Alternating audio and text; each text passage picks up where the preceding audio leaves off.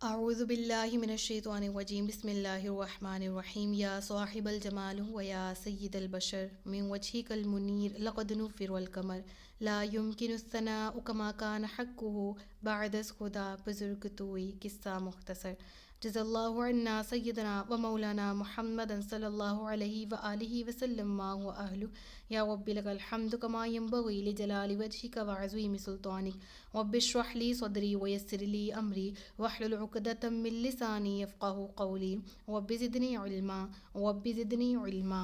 رب زدنی علما۔ السلام علیکم ورحمۃ اللہ وبرکاتہ۔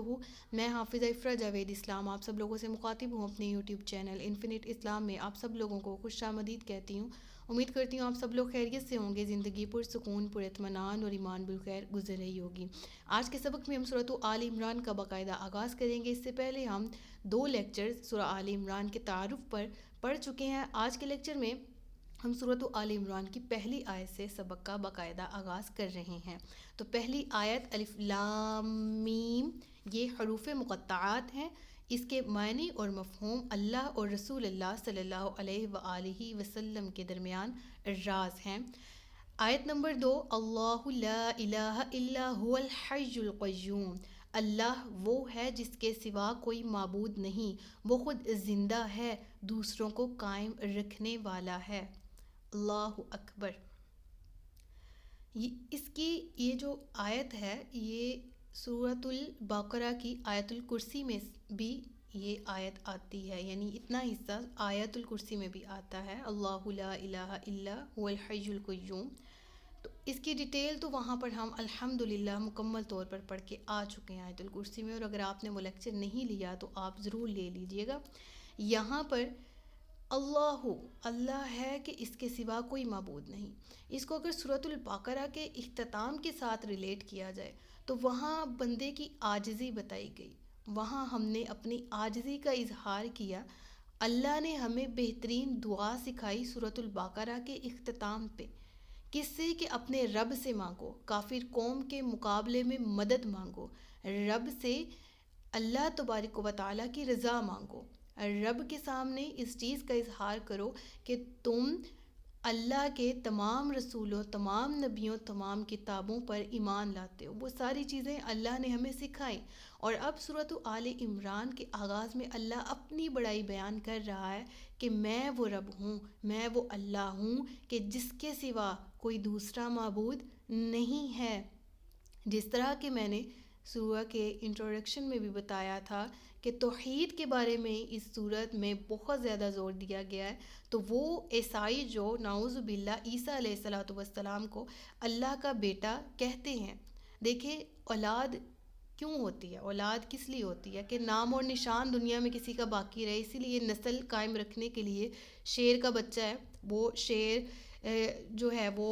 نئی نسل شیرنی پیدا کرتی ہے، اور اگر وہ پیدا کرنا ختم کر دے تو وہ شیر دنیا سے ناپید ہو جاتے ہیں، ایسا ہی ہوتا ہے نا۔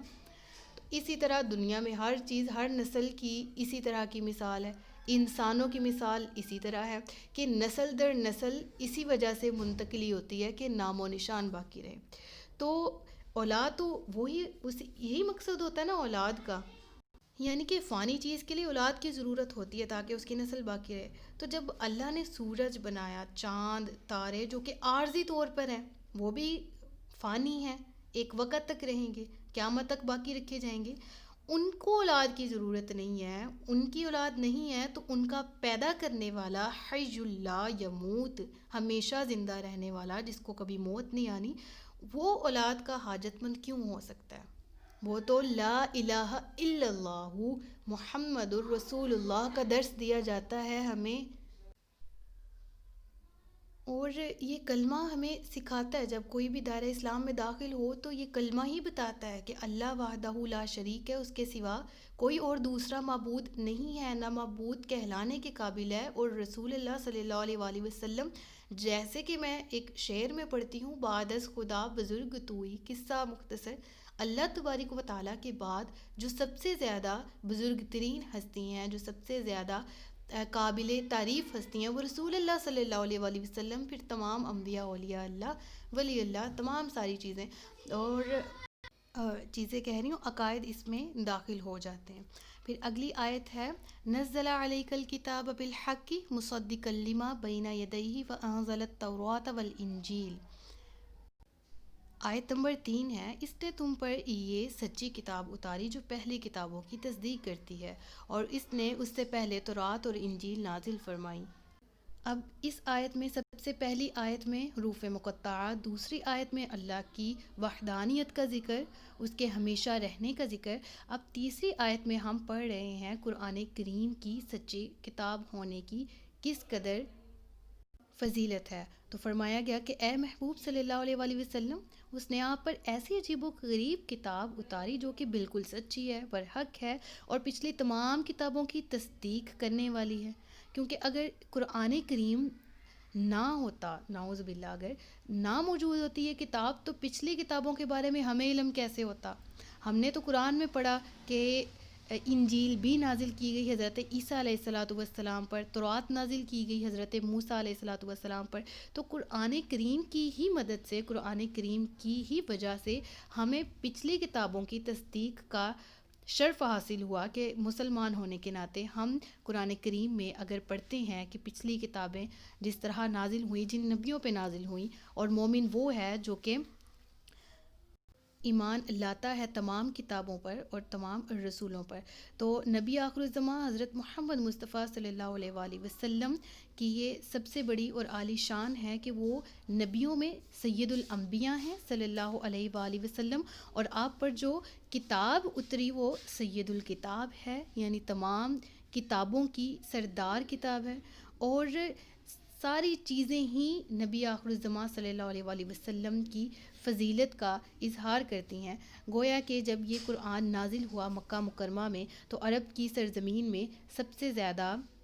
اہمیت مکہ کو حاصل تھی، پھر مدینہ منورہ کو حاصل تھی۔ جس زمانے میں یہ اترا وہ زمانہ سب سے بہترین تھا، اور جس طرح قرآن کریم جو لے کر آیا اللہ تبارک و تعالیٰ کے پاس سے، وہ فرشتوں کا سردار ہے۔ جو کتاب نازل ہوئی وہ تمام کتابوں کی سردار ہے، جس پر نازل ہوئی وہ تمام نبیوں کا سردار ہے، اور جو اس نبی کی امت ہوئی وہ تمام امتوں میں سب سے زیادہ افضل ہے۔ تو یہ درجہ حاصل ہے قرآن کریم کو کہ جس زبان میں نازل ہوئی اس زبان کو بھی ام اللسان کہا جاتا ہے، یعنی عربی زبان جو کہ تمام زبانوں کی ماں، یعنی سب زبانوں میں سب سے زیادہ اہمیت عربی کو حاصل ہے۔ اور ایک اور سب سے زیادہ بہترین بات وہ یہ کہ نبی آخر الزماں صلی اللہ علیہ وآلہ وسلم کو قرآن سکھانے والا اللہ تبارک و تعالیٰ، جیسے ہم سیکھتے ہیں تو ہم ہر استاد کے اوپر ایک استاد ہوتا ہے، میں نے کسی سے سیکھا اور انہوں نے کسی سے قرآن سیکھا، انہوں نے اپنے استاد سے قرآن سیکھا وغیرہ وغیرہ۔ ہم نے تجوید ٹھیک کرنی ہو ہم ایک استاد کے پاس جاتے ہیں، ہم نے ترجمہ سیکھنا ہو ہم کسی اور استاد کے پاس جاتے ہیں، اور اگر ہم نے تفسیر پڑھنی ہے تو ہم کسی اور استاد کی طرف جو کہ اس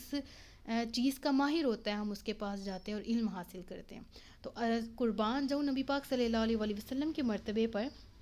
کہ ان کو پڑھانے والا رب العالمین، خود ان کو سکھانے والا خود اللہ رب العالمین ہی ہے۔ تو اگر تفسیر کو سمیٹا جائے ان الفاظ کے ساتھ کہ یہ آیت حمد باری تعالیٰ بھی ہے، نعت مصطفیٰ صلی اللہ علیہ وآلہ وسلم بھی ہے، اور قرآن کریم کی عظمت اور حقیقت پر بھی مبنی ہے۔ بے شک سبحان اللہ، رب تعالیٰ نے تمام کے تمام قرآن کریم کو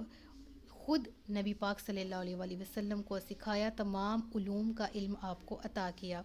آیت نمبر 4 ہے من قبل ھدی للناس وانزل الفرقان ان الذین کفروا بآیات اللہ لہم عذاب شدید واللہ عزیز ذو انتقام۔ تو اس آیت کا ترجمہ ہے، آیت نمبر 4 کا، لوگوں کو ہدایت دیتی ہے اور اللہ نے حق و باطل میں فرق اتارا، بے شک وہ لوگ جنہوں نے اللہ کی آیتوں کا انکار کیا ان کے لیے سخت عذاب ہے، اور اللہ غالب بدلہ لینے والا ہے۔ دیکھیں یہ دونوں آیات آپس میں بہت زیادہ ریلیٹ کرتی ہیں، آیت نمبر 3 اور 4۔ تو یہ جو من قبل ہے نا، یعنی اس سے پہلے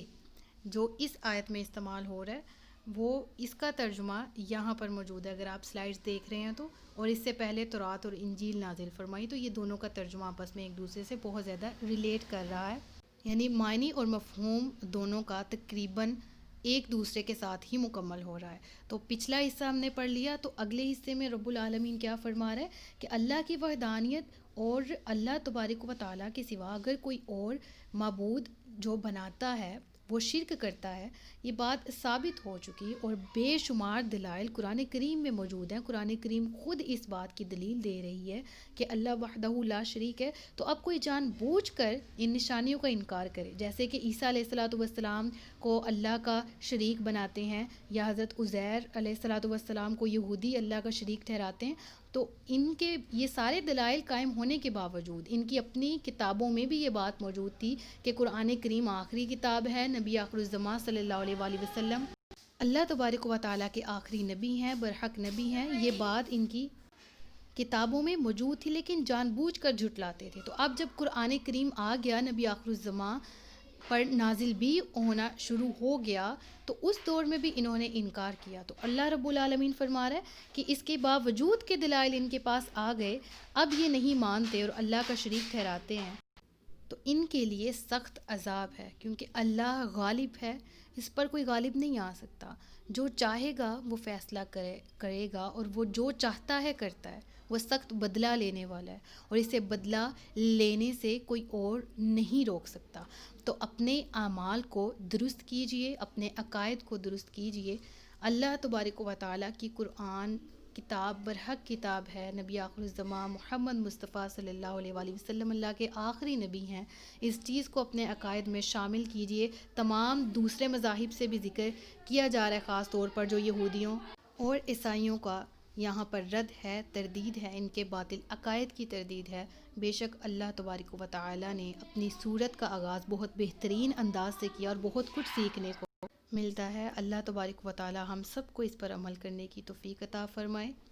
صدق اللہ العلی العظیم و صدق رسولہ النبی الکریم، ونحن علی ذلک من الشاہدین والشاکرین وما علینا الا البلاغ المبین۔ سچ فرمایا اللہ نے جو عظمت والا ہے۔ مجھے دعاؤں میں یاد رکھیے گا، اپنا خیال رکھیے گا، اپنے سے زیادہ دوسروں کا۔ تاجدار ختم نبوت زندہ باد، پاکستان ہمیشہ زندہ باد۔ السلام علیکم ورحمۃ اللہ وبرکاتہ۔